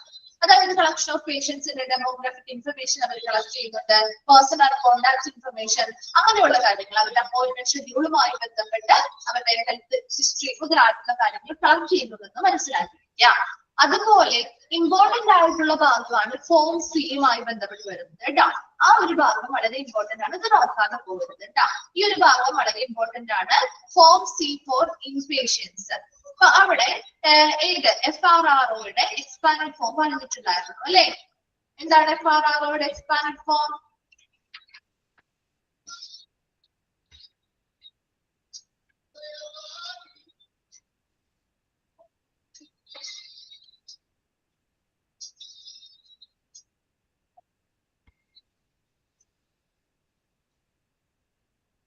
കോർഡിനേഷൻ രജിസ്ട്രേഷനുമായി റീജിയണൽ രജിസ്ട്രേഷൻ ഓഫീസ് അല്ലെ? അപ്പൊ ഇവിടെ ആ ഒരു അതിന്റെ എക്സ്പാൻഡ് ഫോം നിങ്ങൾ നോക്കണം. അതുപോലെ രണ്ടാമത്തെ ക്വസ്റ്റ്യൻ ചോദിക്കാറുണ്ട് ഫോം സി എന്തിനു വേണ്ടിയിട്ടാണ്? എന്തിനു വേണ്ടിയാണ് ഫോം സി അല്ലെങ്കിൽ സി ഫോം? നേരത്തെ രജിസ്ട്രേഷൻ പറയാറുണ്ട്. സി ഫോം എന്തിനാ, എവിടെ രജിസ്റ്റർ ചെയ്യണം ചോദിക്കാറുണ്ട്. അതുപോലെ അതിന്റെ എക്സ്പാൻഡ് ഫോം FRROയുടെ എക്സ്പാൻഡ് ഫോം ചോദിക്കാറുണ്ട്. എന്തിനു വേണ്ടിയാണ് നമ്മൾ ഈ ഒരു സി ഫോം യൂസ് ചെയ്യുന്നത്? അതായത് ഏതൊരു വ്യക്തി ഒരു ഫോറിൻ ഗസ്റ്റിനെ ഹോസ്റ്റ് ചെയ്യുന്ന അല്ലെ, അവരെ ഒരു പണത്തിന് വേണ്ടി അല്ലെങ്കിൽ ഒരു പണപരമായിട്ടുള്ള എന്തൊരു കാര്യത്തിന് വേണ്ടിയിട്ടും അവർ ആ ഒരു ഗസ്റ്റിനെ അവർ സ്വീകരിക്കുന്നുണ്ടെങ്കിൽ കുറച്ച് അവേഴ്സ് വേണ്ടിയാണെങ്കിൽ കൂടിയും അവരെന്ത് സബ്മിറ്റ് ചെയ്യണം? സി ഫോം സബ്മിറ്റ് ചെയ്യണം. അത് നിർബന്ധമായിട്ടും അവർ സബ്മിറ്റ് ചെയ്യേണ്ട കാര്യമാണ്. അപ്പൊ അതുപോലെയുള്ള കാര്യങ്ങൾ ചോദിക്കുന്ന ഭാഗമാണ് ഇത്. അപ്പൊ നിങ്ങൾ അതൊന്നും എന്താണെന്നുള്ളത് കൃത്യമായിട്ടൊന്ന് മനസ്സിലാക്കി വെച്ച് കഴിഞ്ഞാല് ഈ സി ഫോമുമായി ബന്ധപ്പെട്ട എന്ത് ക്വസ്റ്റ്യൻ വന്നാലും എഴുതാനായിട്ട് മനസ്സിലാവും കേട്ടോ. ഇനി അടുത്തത് ഒരെണ്ണം മെഡിക്കൽ കൺസേൺ ഫോമുമായി ബന്ധപ്പെട്ടാണ്. എന്താണ് രണ്ടാമത് ചോദിക്കുന്നതാണ് dash is A legal document that ensures an ongoing communication process between you and your health care provider. ചോദിക്കുന്ന ക്വസ്റ്റ്യൻ ആണ് കേട്ടോ.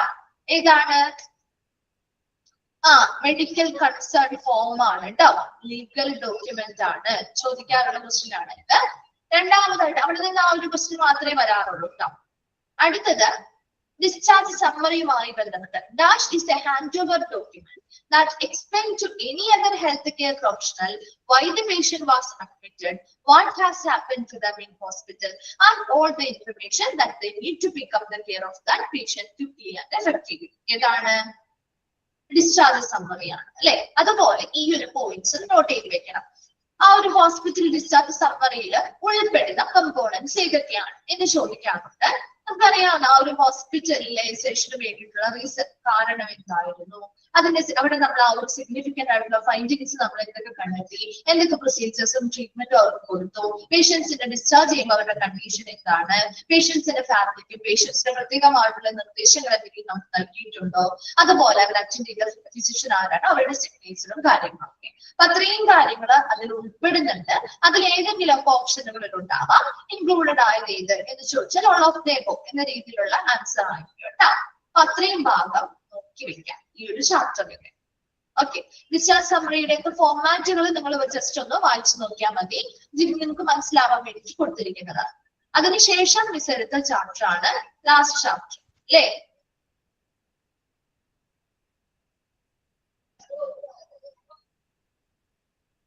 ഹോസ്പിറ്റൽ പ്ലാനിംഗ് അല്ലേ? ഇച്ചിരി ലെങ്തി ചാപ്റ്റർ ആയിരുന്നു.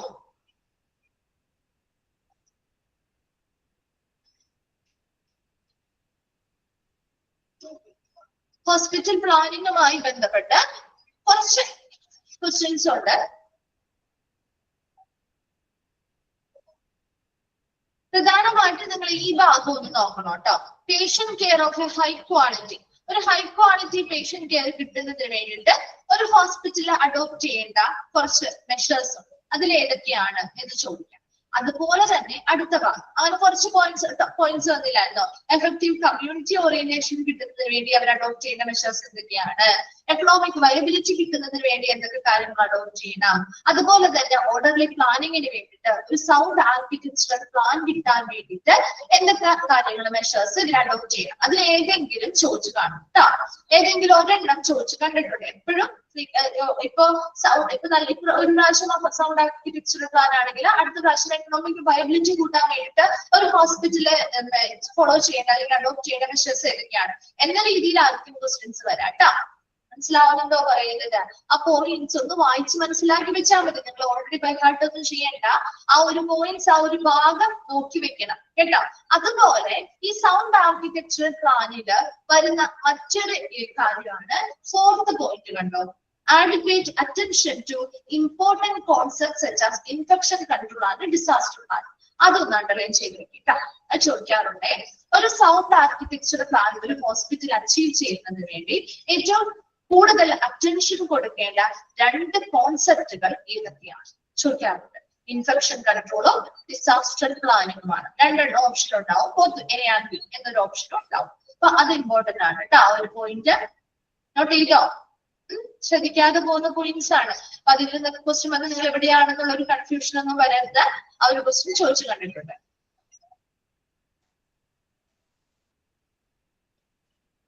അതുപോലെ റീജിയണലൈസേഷനുമായി ബന്ധപ്പെട്ട ക്വസ്റ്റ്യൻസ് വരാറുണ്ട്. അതിന് ഇതുപോലെ റീജിയണലൈസേഷൻ എന്താണ് ചോദിക്കാറ്. ഈ ഒരു ക്വസ്റ്റ്യൻ ചോദിച്ചിട്ടുണ്ട് കേട്ടോ. റീജിയണലൈസേഷൻ is a system of technical and administrative decentralization by establishment of dash എന്താ ലെവൽസ് ഓഫ് കെയർ. അത് ഇമ്പോർട്ടന്റ് ആണ്. ലെവൽസ് ഓഫ് കെയർ ചോദിക്കാറുണ്ട്. അതുപോലെ ചോദിച്ചു കണ്ടിരിക്കുന്ന മറ്റൊരു ക്വസ്റ്റ്യൻ ആണ് എന്താണ് 3-tier ബേസിസ്. നമ്മൾ പഠിച്ചില്ലേ? Regional planning envisages creating a hospital system on a dash basis. 3-tier ബേസിസിലാണ് നമ്മൾ അത് അറേഞ്ച് ചെയ്യുന്നത്. അത് ചോദിക്കാറുണ്ട് കേട്ടോ. 2-tier ആണോ 3-tier ആണോ അത് ചോദിക്കാറുണ്ട്. അപ്പൊ 3-tier ബേസിസ് അതും ഒന്ന് അറേഞ്ച് ചെയ്യുന്നു കേട്ടോ.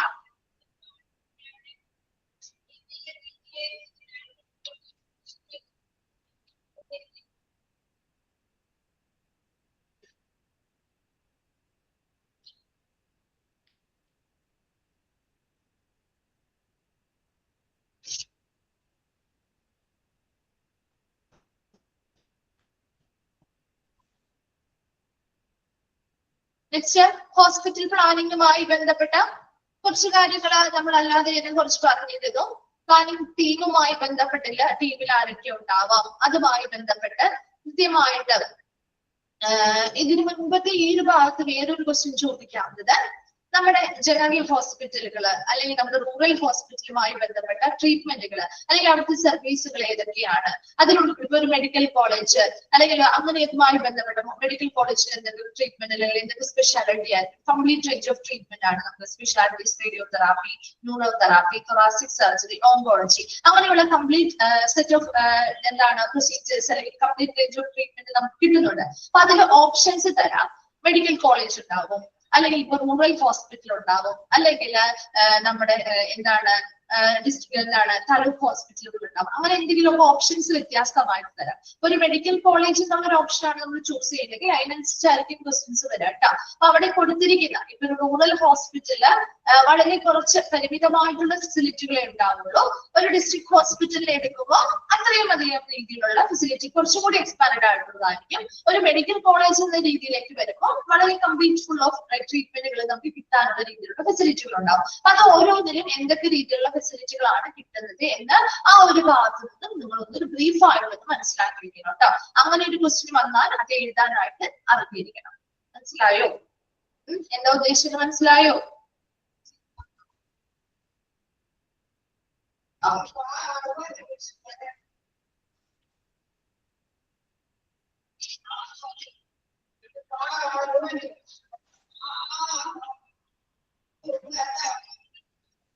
ഭാഗത്ത് നിങ്ങളൊന്ന് വായിച്ച് വെച്ചാൽ മതി കേട്ടോ. വായിച്ച് മനസ്സിലാക്കി വെച്ചാൽ മതി.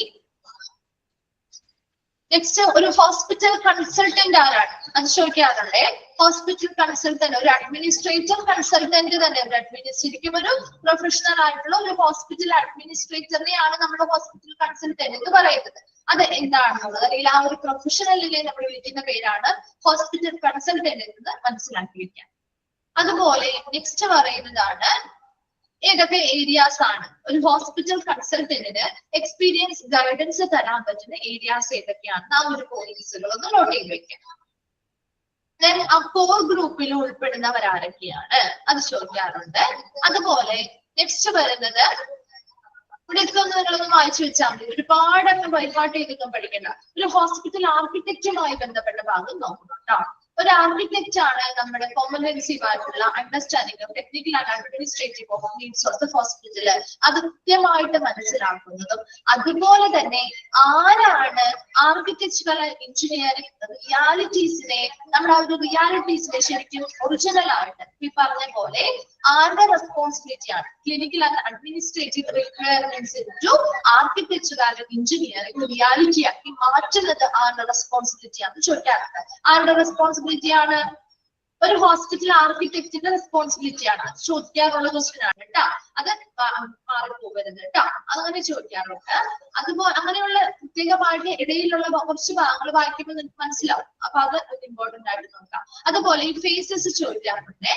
ഈ ഒരു ഹോസ്പിറ്റൽ പ്രൊജക്ട് ഏതൊക്കെ ഫേസസിലൂടെയാണ് കടന്നു പോകുന്നത്? അതുപോലെ ഈ രണ്ട് മെത്തേഡുകൾ, അതായത് ഒരു ഫംഗ്ഷണൽ ഹോസ്പിറ്റലിലെ ഫംഗ്ഷണൽ നീഡ്സിനെ എക്സ്റ്റെൻഡ് എത്ര ഇവാലുവേറ്റ് ചെയ്യാൻ വേണ്ടിയിട്ട് ഏതൊക്കെ മെത്തേഡ്, എംപിരിക്കൽ മെത്തേഡും അനലിറ്റിക്കൽ മെത്തേഡും, ആ രണ്ടിന്റെ പേരുകളാണ് ചോദിച്ചു കണ്ടിരിക്കുന്നത് കേട്ടോ. എന്താണ് എംപിരിക്കൽ മെത്തേഡ് അല്ലെങ്കിൽ എന്താണ് അനലിറ്റിക്കൽ മെത്തേഡ് എന്നല്ല ചോദിച്ചു കണ്ടിരിക്കുന്നത്. അതിന്റെ രണ്ടിന്റെ പേര് തന്നിട്ടുണ്ടാവും. ബോത്ത് എ ആൻഡ് ബി എന്ന ഓപ്ഷനും ഉണ്ടാവും കേട്ടോ. അങ്ങനെയാണ് ചോദിച്ചു കണ്ടിരിക്കുന്നത് കേട്ടോ.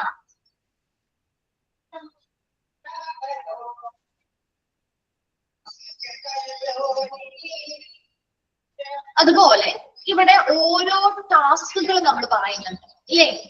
പ്രൈമറി ടാസ്ക്, സെക്കൻഡറി ടാസ്ക് പറയുന്നില്ലേ? അത് ഇമ്പോർട്ടന്റ് ആണ്. Primary task, one of the first task of planning is production of data. അതൊന്നാമത്. സെക്കൻഡ് ടാസ്ക് നോക്കാം, പ്ലാനിംഗ് ടീമിൽ choose the site for the hospital. അതിൽ 4 നമ്മൾ പറയുന്ന ടാസ്കുകളിൽ ഏതെങ്കിലും ഒക്കെ അങ്ങോട്ടും ഇങ്ങോട്ടും മാറി ചോദിച്ചു കണ്ടിട്ടുണ്ട്. അതുപോലെ തേർഡ് ടാസ്ക്, ചിലപ്പോൾ ഇപ്പൊ തേർഡ് ടാസ്കും ഫസ്റ്റ് ടാസ്കും ആണ് ചോദിക്കുന്നതെങ്കിൽ അടുത്ത പ്രാവശ്യം ചിലപ്പോൾ സെക്കൻഡും ഫോർത്തും ആയിരിക്കും ചോദിക്കുന്നത്. അങ്ങനെ ആയിരിക്കും കേട്ടോ.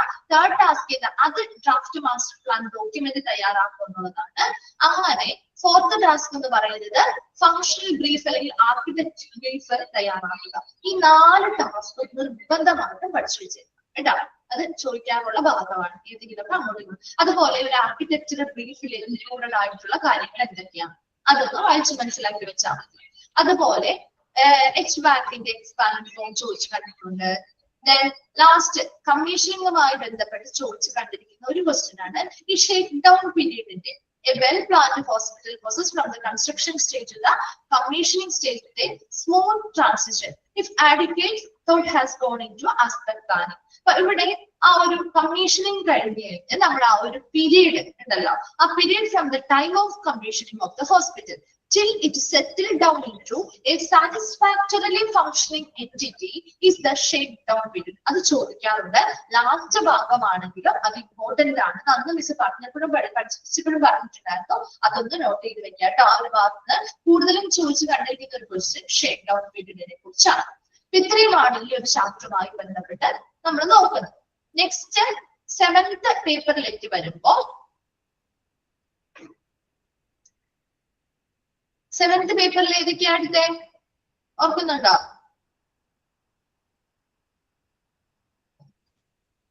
ഫസ്റ്റ് എടുത്തത് മിസ് ലാസ്റ്റ് ചാപ്റ്റർ അല്ലേ?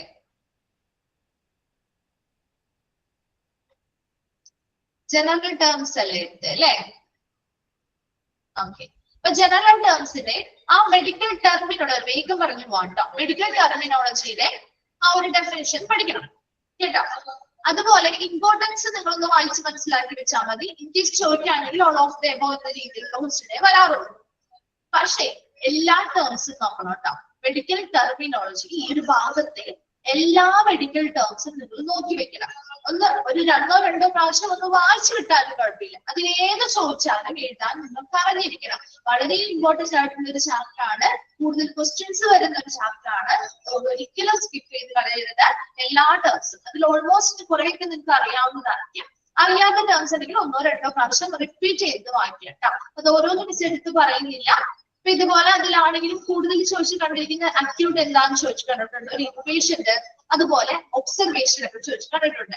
അതുപോലെ medical terms for condition and ഡിസീസിൽ അബ്രേഷൻ ചോദിച്ചിട്ടുണ്ട്, അബ്സസ് ഉണ്ട് ചോദിച്ചിട്ടുണ്ട്, അന്യൂറിസം, ബ്രാഡികാർഡിയ ചോദിച്ചു കണ്ടിട്ടുണ്ട്, പെയിനിങ്. എല്ലാം പറയുമ്പോൾ ബയോപ്സി ഇതൊക്കെ നമ്മൾ ഓൾറെഡി കണ്ടിട്ടുള്ള കാര്യങ്ങളായതുകൊണ്ട് ചോദിച്ചു കണ്ടിട്ടുള്ള കൂടുതൽ കണ്ടിട്ടുള്ളതാണ് കേട്ടോ. അതുപോലെ എന്താണ് മാലിഗ്നന്റ്, അതുമായി ബന്ധപ്പെട്ട് ക്യാൻസർ ഒക്കെ നമുക്ക് അറിയാവുന്ന കാര്യങ്ങളാണല്ലോ. നോർമൽ സൈനസ് വിധത്തിന്റെ യൂഷ്വലി ആ ഒരു നോർമൽ ഹാർട്ട് ബീറ്റ് പാറ്റേൺ എത്രയാണ്, ആ ഒരു റേഞ്ച് നോക്കി വെക്കണേ. ടെൻഷൻ ന്യൂമോതൊറാക്സ് ചോദിച്ചു കണ്ടിട്ടുണ്ട്. മയോകാർഡിയൽ ഇൻഫ്രാക്ഷന്റെ മറ്റൊരു പേര് കോമൺലി നമ്മൾ വിളിക്കുന്ന പേര് എന്താണ് എന്ന് ചോദിച്ചു കണ്ടിട്ടുണ്ട്. അതുപോലെ തന്നെ ഈ CBAയുടെ എക്സ്പാൻഡ് ഫോം ചോദിച്ചു കണ്ടിട്ടുണ്ട്. അതിനെ കോമൺലി വിളിക്കുന്ന പേര് സ്ട്രോക്ക് എന്നാണെന്നുള്ളതും കണ്ടിട്ടുണ്ട് കേട്ടോ. സെപ്സിസ് ചോദിക്കാറുണ്ട് കേട്ടോ. അതുപോലെ ഇവിടെയാണെങ്കിൽ ഫോളിയാണ് കൂടുതലും കണ്ടിട്ടുള്ള ക്വസ്റ്റ്യൻ. സബ്ലിംഗ്വലിൽ ചോദിച്ചു കണ്ടിട്ടുണ്ട്. ഈ നൊക്റ്റയുടെയും മാനയുടെയും ഒക്കെ മീനിങ്, അതിന്റെ മീനിങ് എന്താണ് ഉദ്ദേശിക്കുന്നത് ചോദിക്കാം. അതുപോലെ അടുത്തതായിട്ട് BDS, TDS അതിന്റെയൊക്കെ ഏതെങ്കിലും ഒരെണ്ണം ക്വസ്റ്റ്യൻ ചോദിച്ചു കണ്ടിട്ടുണ്ട്. ആ ഒരു ഭാഗത്ത് ഏതെങ്കിലും ഒരെണ്ണം ഇന്നതാന്ന് നമുക്ക് പറയാൻ പറ്റില്ല, ഏതെങ്കിലും ഒരെണ്ണം ചോദിച്ചു കണ്ടിട്ടുണ്ട് കേട്ടോ. ദെൻ ഇവിടെ ഷാമ്പയിൻ ടാപ്പ് ചില സമയത്ത് ചോദിച്ചു കണ്ടിട്ടുണ്ട്. ഒരു പ്രാവശ്യത്തെ ക്വസ്റ്റ്യൻ ഗോൾഡൻ അവർ ആയിരുന്നു ചോദിച്ചു കണ്ടിരിക്കുന്നത്. അതുപോലെ blood culture, blood swab, blood vowel disinfection ചോദിച്ചു കണ്ടിട്ടുണ്ട്. ഇൻറ്റുബേഷൻ, അതുപോലെ ടോക്ക് സ്ക്രീൻ അതൊക്കെ ചോദിച്ചു കണ്ടിട്ടുണ്ട് കേട്ടോ. അത് സ്റ്റെർണോട്ടോമി, തൊറാക്കോട്ടോമി അതിന്റെയൊക്കെ ഡിഫറൻസ് മനസ്സിലാക്കി വെക്കാം. അതിലേതെങ്കിലും ഒന്നൊക്കെ ചോദിച്ചു കാണാറുണ്ട്. ഫ്രീക്വന്റ് ആയിട്ട് ഒരു ക്വസ്റ്റ്യൻ പേപ്പേഴ്സിൽ മാറി ആയിരിക്കും ചോദിക്കാം. അബ്രീവിയേഷൻസും ഇമ്പോർട്ടന്റ് ആയിട്ടുള്ള അബ്രീവിയേഷൻസ് BNR ചോദിച്ചു കണ്ടിട്ടുണ്ട് കേട്ടോ. ബാക്കിയൊക്കെ നമ്മൾ ഓൾമോസ്റ്റ് കുറെയൊക്കെ നിങ്ങൾക്ക് അറിയാവുന്നതായിരിക്കും അല്ലെ. അതുപോലെ RX ചോദിച്ചു കണ്ടിട്ടുണ്ട്. ഷോർട്ട് പ്രിസ്ക്രിപ്ഷനുമായി ബന്ധപ്പെട്ട ഷോർട്ട് ഹാൻഡ് ആണ് കേട്ടോ. അപ്പൊ അങ്ങനെയുള്ള കുറച്ച് ക്വസ്റ്റ്യൻസ് അപ്പൊ അത് നിങ്ങൾ നോട്ട് ചെയ്യാം. ഇമ്പോർട്ടന്റ് ആയിട്ട് ഇന്നതൊന്നും പറയാൻ പറ്റില്ല, അതുകൊണ്ടാണ് മിസ് എടുത്ത് പറയാത്തത് കേട്ടോ. നെക്സ്റ്റ് ഏതാണ്? മോട്ടിവേഷനുമായി ബന്ധപ്പെട്ട ഭാഗം മിസ് ഇമ്പോർട്ടന്റ് ആണെന്ന് പഠിപ്പിച്ചപ്പോ തന്നെ പറഞ്ഞ ഭാഗങ്ങൾ കുറച്ചുണ്ടായിരുന്നല്ലോ, അത് മാത്രം നിങ്ങൾ നോക്കി വെച്ചാൽ മതി കേട്ടോ. നെക്സ്റ്റ് ഇത് ചാപ്റ്റർ മിസ് ഇവിടെ ഓർക്കുന്നോ? ഹോസ്പിറ്റൽ എത്തിക്സ് ആണല്ലോ അല്ലേ? ആണോ? ആണ്. ഹോസ്പിറ്റൽ എത്തിക്സ് ആണല്ലോ. ഇതില് നിങ്ങൾ 2-3 കാര്യങ്ങൾ നോക്കാം. ഒന്നാമത് പോയിന്റിലെ ആ HLAയുടെ എക്സ്പാൻഡ് ഫോം നോക്കണം. രണ്ടാമത്തത് ഈ പറയുന്ന ഏതൊക്കെയാണ് മെഡിക്കൽ എത്തിക്സ് ആൻഡ് കണ്ടക്റ്റിൽ വരുന്നവ. ഹിപ്പോക്രാറ്റിക് ഓത്ത് ഉണ്ട്, ഡിക്ലറേഷൻ ഓഫ് ജനീവ ഉണ്ട്, declaration of Helsinki on medical research ഉണ്ട്. ഇതൊക്കെ ഒന്ന് മനസ്സിലാക്കി വെക്കാം. ലാസ്റ്റ് ആ ഒരു പോയിന്റിലെ അതിൽ ഓരോ കോട്ടിനെ കുറിച്ച് 2 കോട്ടിനെ കുറിച്ച് പറയുന്നുണ്ട് ഇല്ലേ? നോക്കുന്നുണ്ടോ? The health of my patient will be my first consideration. അത് ഏതിലുള്ള കോട്ടാണ് ചോദിക്കാം. ഏതിലുള്ള കോട്ടാണത്? ഏതിലുള്ള കോട്ടാണ്? ഡിക്ലറേഷൻ ഓഫ് ജനീവയിലുള്ളതാണ്. അത് ചോദിക്കാറുണ്ട്. അതുപോലെ തന്നെ international code of medical ethics ഒരു ഡിക്ലറേഷനിൽ ഒരു കോട്ട് വരുന്നതാണ്. The physician shall act in the patient's best interest when providing medical care.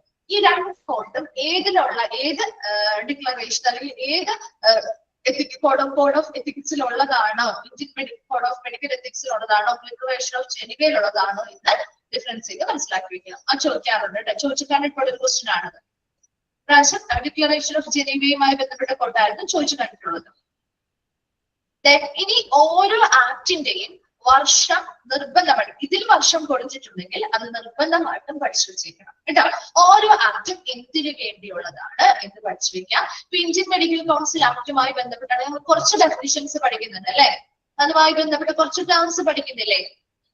ഒരു ഇന്ത്യൻ മെഡിക്കൽ രജിസ്റ്റർ എന്താണ്, കൗൺസിൽ എന്താണ്, ഒരു അപ്രൂവ്ഡ് ഇൻസ്റ്റിറ്റ്യൂഷൻ എന്താണ്, അങ്ങനെയുള്ള കുറച്ച് കാര്യങ്ങൾ നിങ്ങൾ വായിച്ച് മനസ്സിലാക്കിയാൽ മതി. അതായത് അത് ചോദിക്കുന്നത് ഇന്ത്യൻ മെഡിക്കൽ കൗൺസിൽ ആക്ടുമായി ബന്ധപ്പെട്ട് ഈ ഒരു ടേം എന്തിനെ സൂചിപ്പിക്കും, അങ്ങനെയാണ് ചോദിക്കുക. അപ്പൊ ആ ഒരു ടേം എന്തിനെയാണ് സൂചിപ്പിക്കുന്നത്? എളുപ്പമുള്ള തന്നെയാണ് കൂടുതലും കണ്ടിരിക്കുന്നത് കേട്ടോ. അപ്പൊ ഒരു ഇന്ത്യൻ മെഡിക്കൽ രജിസ്റ്റർ എന്താണെന്ന് ചോദിച്ചു കണ്ടിട്ടുണ്ട്, കൗൺസിൽ എന്താണെന്ന് ചോദിച്ചു കണ്ടിട്ടുണ്ട്. അതൊക്കെ ഇതിന്റെ കീഴിൽ വരുന്ന കൗൺസിൽ, ഇതിന് കീഴിൽ രൂപപ്പെടുത്തിയിട്ടുള്ള ഇന്ത്യൻ മെഡിക്കൽ കൗൺസിലിനെയാണ് പറയുന്നത്. അല്ലെങ്കിൽ രജിസ്റ്റർ ആണെങ്കിൽ ഈ കൗൺസിലിന് കീഴിൽ മെയിൻറ്റെയിൻ ചെയ്യുന്ന രജിസ്റ്ററിനെയാണ് പറയുന്നത്. അങ്ങനെ നിങ്ങൾക്ക് ആ ഒരു ഓപ്ഷൻ കാണുമ്പോൾ തന്നെ മനസ്സിലായിപ്പോൾ.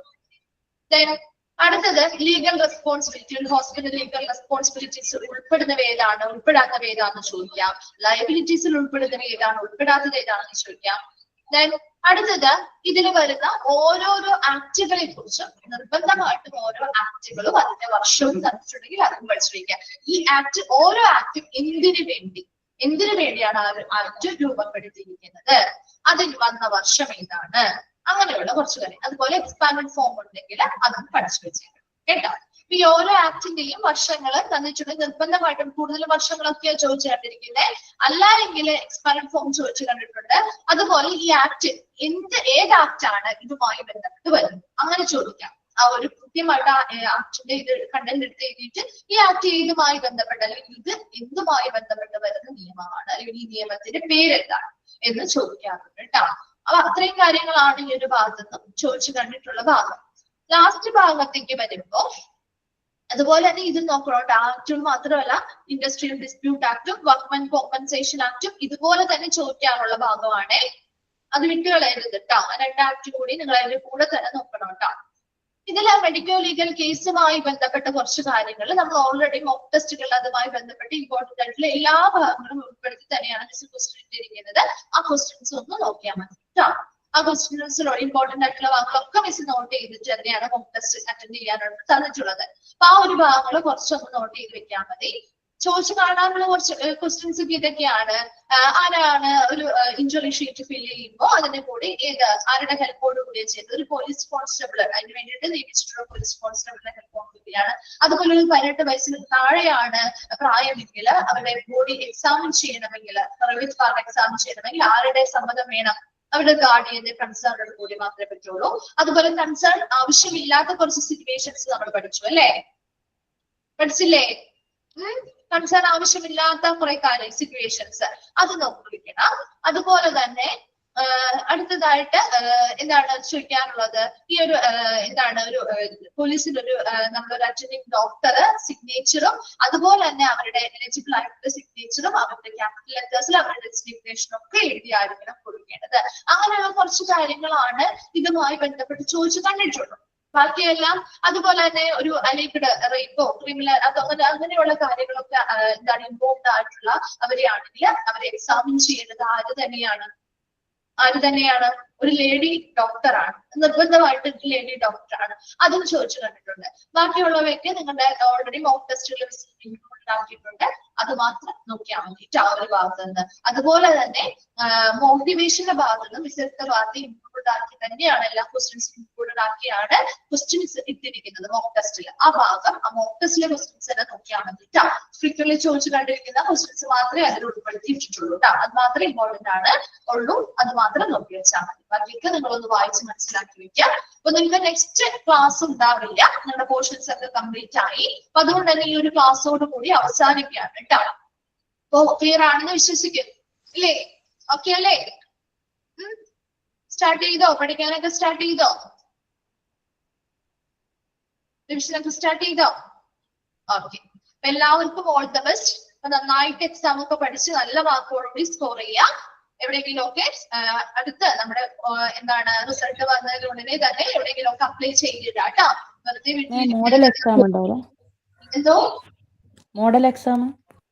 മോഡൽ എക്സാമിന് നിങ്ങൾക്ക് അതിനുള്ള ഡീറ്റെയിൽസ് ഒക്കെ തരുമായിരിക്കും. ടൈം ടേബിൾ തന്നില്ലേ? വന്നിരുന്നോ ടൈം ടേബിൾ? മെയിൻ എക്സാമിന്റെ ടൈം ടേബിൾ വന്നു. ആ ഓക്കെ. മെയിൻ എക്സാമിന്റെ ടൈം ടേബിൾ ഉണ്ട്. മോഡൽ എക്സാം ഉണ്ടെങ്കിൽ അതിനനുസരിച്ച് അറിയിക്കും കേട്ടോ. അപ്പൊ എല്ലാവർക്കും ഓൾ ദ ബെസ്റ്റ്. നന്നായിട്ട് പഠിച്ച് എക്സാം ഒക്കെ ചെയ്താട്ടോ. ഇന്ന് തൊട്ട് ക്ലാസ് ഇല്ല കേട്ടോ നിങ്ങൾക്ക്. ഇനി സ്റ്റഡി ലീവ് ആണ്. ഇന്ന് വരെയായിരുന്നു ലാസ്റ്റ് ക്ലാസ് ഉണ്ടായിരുന്നത്. ഇനി നമ്മുടെ വെക്കേഷൻസും കാര്യങ്ങളൊക്കെയാണ്. അന്ന് സ്റ്റഡി ലീവ് ആയിട്ട് തന്നെയാണ് കൺസിഡർ ചെയ്യുക. ഇനി എക്സാം ആവുമ്പോൾ സാധാരണ എക്സാം എഴുതുന്ന പോലെ അറ്റൻഡ് ചെയ്താൽ മതി കേട്ടോ. ഇന്ന് ഈ ഒരു ക്ലാസ്സോടുകൂടി അവസാനിക്കാം. ഓക്കെ. എല്ലാവർക്കും ഓൾ ദ ബെസ്റ്റ്. നന്നായിട്ട് എക്സാം ഒക്കെ. അപ്പൊ ഹാപ്പി ഓണം. അതെ, അഡ്വാൻസ് ആയിട്ട് എല്ലാവർക്കും ഹാപ്പി ഓണം. അപ്പൊ ഇനി നമുക്ക് എപ്പോഴെങ്കിലും കോൺവൊക്കേഷൻ ഒക്കെ വരികയാണെങ്കിൽ കാണാം. ഓക്കെ. അപ്പൊ അതിന് മുൻപായിട്ട് റിസൾട്ട് ഒക്കെ വന്നു കഴിയുമ്പോൾ തന്നെ എല്ലാവർക്കും അപ്ലൈ ചെയ്ത് ജോലിയിൽ പ്രവേശിക്കാൻ നോക്കാം കേട്ടോ. Okay. Thank you miss. Thank you. Thank you ma'am. Thank you ma'am. Thank you, ma'am. Thank you ma'am.